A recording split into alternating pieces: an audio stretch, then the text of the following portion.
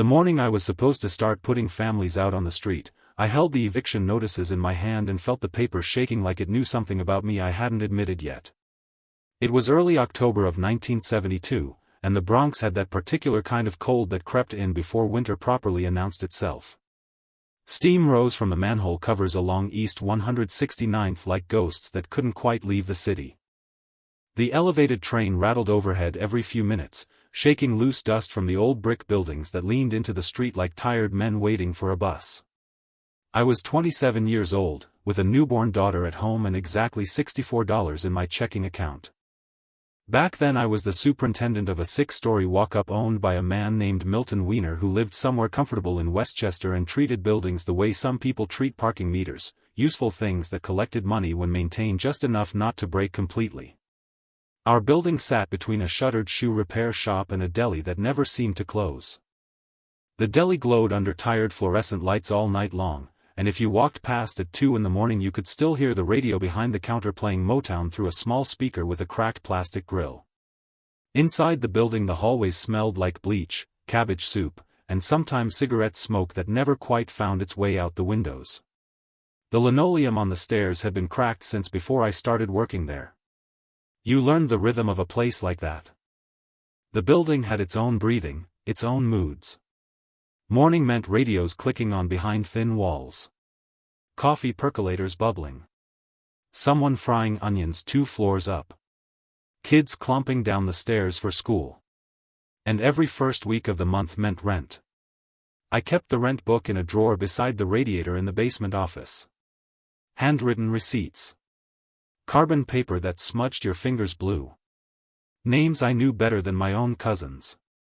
Mrs.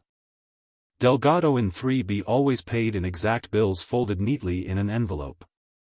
Mr. Jenkins in 5A handed over crumpled singles and told the same joke about landlords being the only people who charged rent for gravity. The Kaplan brothers in 2A ran a small sewing business out of their apartment and sometimes paid a week late but always with a tin of rugula for my wife. You see enough months of that, the book stops being numbers. It starts being people. That autumn things changed all at once. The textile factory 3 blocks away shut down after 40 years. Just like that. A sign on the door one Monday morning. Closed until further notice. By Friday the word "until" had already stopped meaning anything. Half my building worked there. Men who had spent 20 years threading machines suddenly stood outside the gate smoking cigarettes they couldn't afford, staring at a chain-locked door like it might apologize. Rent week came and the envelopes didn't. Instead I got apologies. Promises. A lot of quiet staring at the floor. I wrote notes beside their names in the book. We'll pay next week. Factory closed. Trying to find work. I didn't think too much about it the first couple weeks. New York had always been a city that stumbled but kept walking. Then one Thursday afternoon the phone rang in the basement office. The kind of ring that echoed through the pipes. It was Milton. He spoke like he always did, like every word had somewhere better to be. "Stan," he said, "I've been looking at the ledger." I glanced down at the rent book though he couldn't see it. "Yes, sir. You've got 7 units behind." I waited. "Not acceptable," he said. I could hear a television murmuring somewhere behind him on his end of the line. "Those people lost their jobs," I said. "That is unfortunate," he replied. Silence filled the pipe between us. Then he said something that stuck with me all these years. "Your responsibility is the building. Not their circumstances." He told me eviction notices were already being prepared by his lawyer. I was to serve them Monday morning. 7 families. 3 weeks to vacate. "Do that promptly," he added, "and we'll talk about your raise before Christmas." A raise. $40 more a week, he said. I remember writing the number on a scrap of paper while we spoke. $40. In 1972 that wasn't small. $40 meant diapers without counting pennies. $40 meant my wife Elena maybe sleeping a full night without worrying how we'd pay the gas bill. After the call I sat in that little basement office listening to the radiator clank like it was arguing with itself. Above me the building went on living. Someone upstairs played Marvin Gaye on a radio that was just a little too loud. Kids ran down the stairs and the door slammed against its tired spring. Life didn't pause for the kind of decisions that were beginning to settle in my chest. The eviction notices arrived Saturday morning. 7 envelopes. Cream-colored paper with serious black type. Legal language that sounded polite while it pushed people toward the street. I laid them out on the desk. One for Mrs. Delgado. One for the Kaplans. One for Mr. Jenkins. 4 more. I imagined knocking on each door. I imagined the way the hallways carried sound. The whole building would hear. Evictions have a particular echo to them. Even if you whisper.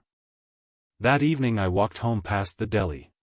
The man behind the counter was arguing with someone on the phone in Spanish while the radio played The Temptations. Outside, the payphone on the corner rang and rang before somebody finally picked it up.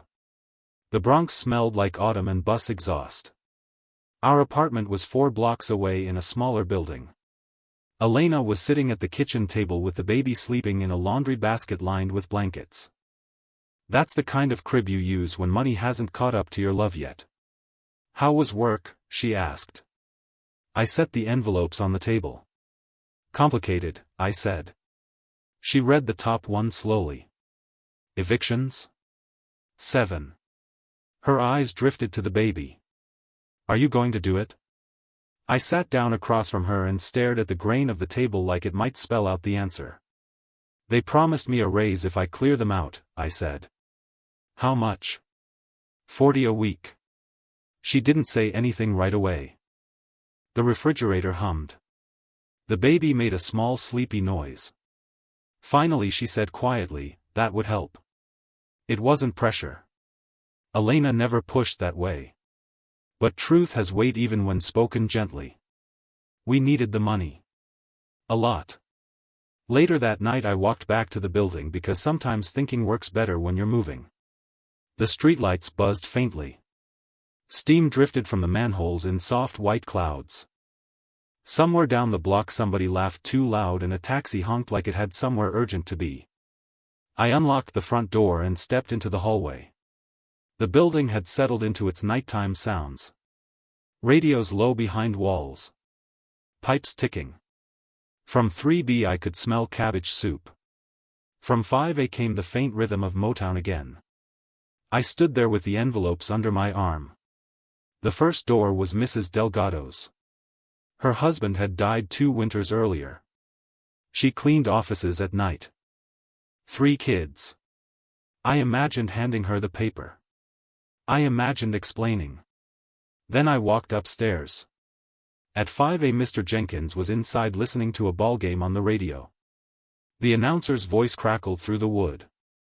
I kept walking. 2nd floor. The Kaplan's sewing machine hummed steadily through their door like a mechanical heartbeat. Thread and fabric kept their lights on past midnight most nights. I reached the top floor and looked down the stairwell. 6 flights of people. 7 envelopes. $40. The train roared overhead outside, rattling the windows. I realized something standing there that I hadn't quite put into words before. A building superintendent doesn't just fix pipes. Sometimes he decides which way a door swings. Toward the street. Or away from it. I went back down to the basement office. The radiator hissed beside the desk. I sat down with the envelopes in front of me. For a long time I just listened to the building breathe. Then I picked up my pen and opened the rent book. And I started writing numbers that weren't entirely true. $5 here. $10 there. Just enough to make it look like some payments had come in. Just enough to buy time. My own wallet sat on the desk beside the book. I counted out $12 and tucked it into the envelope marked 3B. Mrs. Delgado. A partial payment. Officially recorded. Technically. My hand trembled a little as I wrote the receipt. I knew what I was doing. Not just bending rules. breaking them. If Milton checked closely enough, he'd see it. If the lawyer compared dates, he'd see it. Superintendents didn't get second chances for things like that. The radiator clanged loudly behind me. Somewhere upstairs a toilet flushed and pipes groaned awake. The building didn't know what I was deciding for it. Or maybe it did. I finished marking the ledger. Closed the book. The 7 eviction envelopes stayed on the desk. Unopened. Undelivered. The clock on the wall ticked past midnight. I stared at those envelopes a long time before finally reaching out and sliding them slowly into the bottom drawer.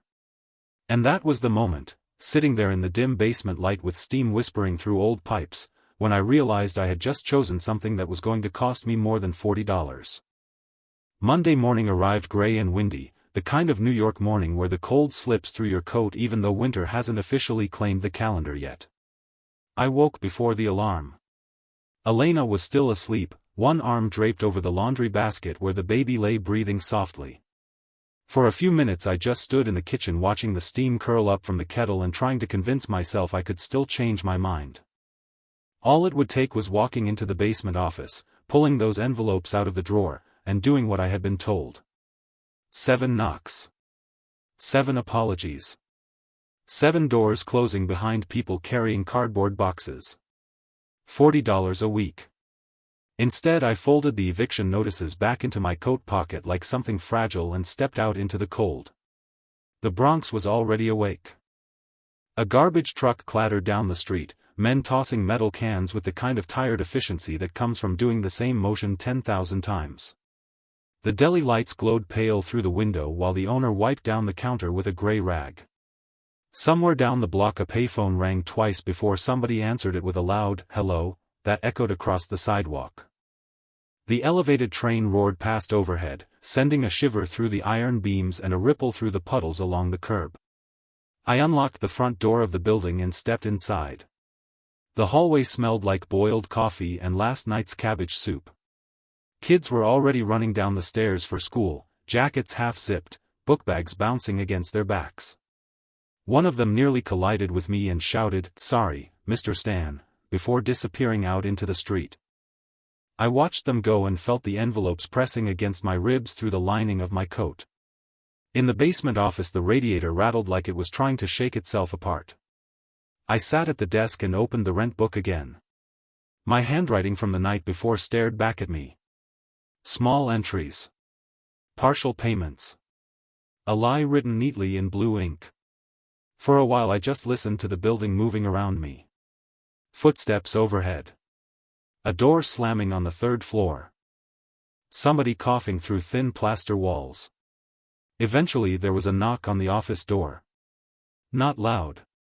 Just 2 soft taps. When I opened it, Mrs. Delgado stood there holding her coat tight around her shoulders. Her hair was still damp from the morning and she looked like she had slept maybe 3 hours. "I'm sorry," she said before I could speak. "I know the rent." She had already started reaching into her purse. I held up my hand.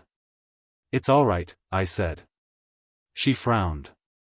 "No, it's not," she replied quietly. "I know we're behind." I turned the rent book toward her and pointed to the line beside her apartment. "Partial payment recorded," I said. She stared at the page. But I didn't. "I know." For a moment she didn't say anything. Then her eyes filled up in that sudden way people try to hide when pride and relief collide. "I'll find the rest," she said quickly. "Soon. I promise." "I know you will." She nodded several times, clutching the purse like it might float away. Before she left she placed 5 wrinkled dollars on the desk. "For the book," she said. When the door closed behind her I sat back in the chair and stared at the ceiling. 6 more. The morning passed slowly. One by one tenants came down the stairs with worried expressions and careful voices. Word travels fast in a building like that, fear even faster. Each time I opened the rent book. Each time I pointed at those small handwritten entries. Each time I said some version of the same sentence. "You've got a little time." Some of them tried to hand me what they could. $3. $8. A pocketful of change.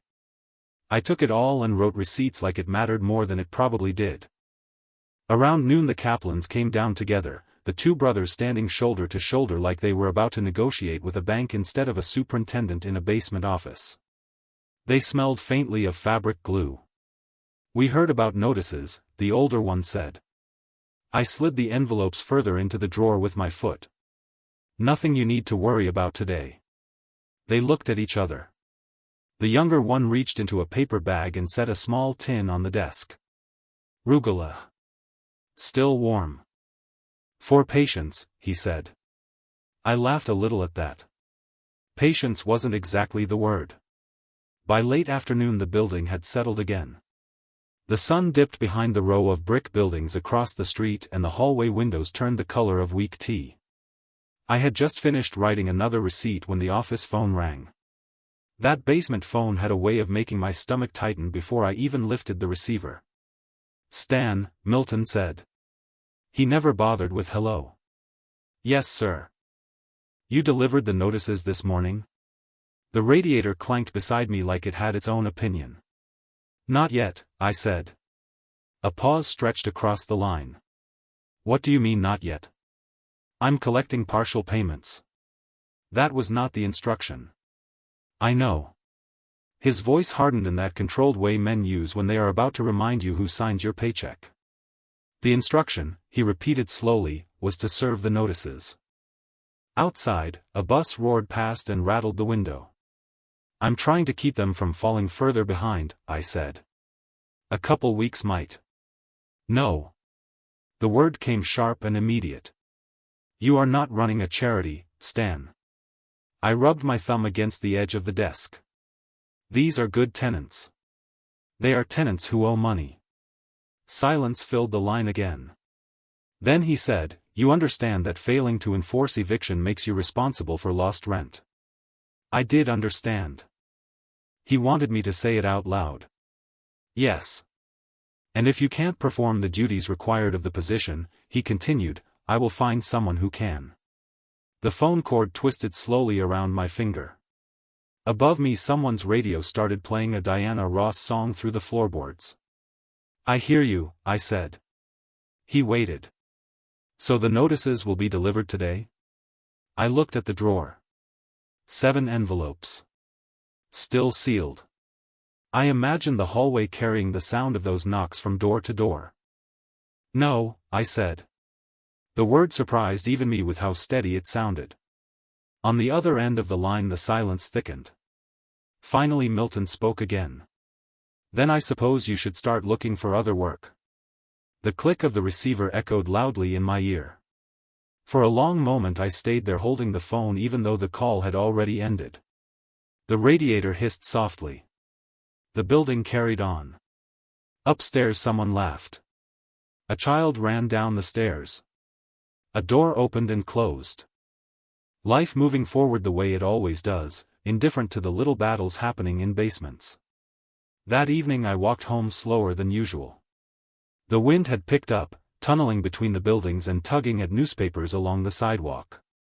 Steam drifted up from the street grates in long white ribbons that wrapped around the streetlights. The deli owner waved when I passed. "You look tired, Stan." "Just a long day." At the apartment Elena was rocking the baby with one foot while stirring something in a pot. She took one look at my face. "You told them." I nodded. "And?" "I might not have a job much longer." She stopped stirring. The baby made a soft little sigh in her arms. For a minute neither of us spoke. Then Elena turned the stove down and set the spoon aside. "Did anyone lose their home today?" she asked. "No." She nodded once. "Then we'll figure out the rest." Marriage sometimes comes down to small sentences like that. Over the next weeks I picked up odd repair work around the neighborhood. Fixing boilers. Replacing broken window latches. Cleaning gutters. Money came slower than rent used to. But something else happened too. The tenants in the building found new jobs here and there. Construction sites. Delivery trucks. A grocery warehouse out in Queens. Little by little envelopes started showing up again. Not perfect. Not always on time. But steady enough to keep doors closed against the cold. Milton eventually replaced me with another superintendent. But by the time that happened, the worst of that winter had already passed. Years later, the Bronx changed the way cities always do. New paint over old brick. Different stores. Different faces. The factory never reopened. The elevated train still rattles through there though, last time I visited. I walked past that building once, long after Elena and I had moved away and the baby in the laundry basket had grown into a woman with children of her own. The hallway smelled different. Fresh paint instead of cabbage soup. The linoleum had been replaced. But the radiator pipes still clanked like old bones remembering things. I stood across the street for a while watching the front door open and close as people came and went. Nobody there knew who I was. Which is how most good decisions end up living in the world. Quiet. Unnoticed. But every now and then, late at night when the heat kicks on in this old house and the pipes start rattling the way they used to in that Bronx basement, I think about those 7 envelopes sitting in that drawer. About the $40 I never got. And about a building full of doors that stayed closed against the cold that winter. A man doesn't always get to choose what kind of work he does in life. But once in a while he gets to choose what kind of man he'll be while he's doing it. Sometimes all that means is standing in a dim basement office with a pen in your hand, listening to the pipes breathe, and deciding that a door is going to stay open a little longer for someone who needs it.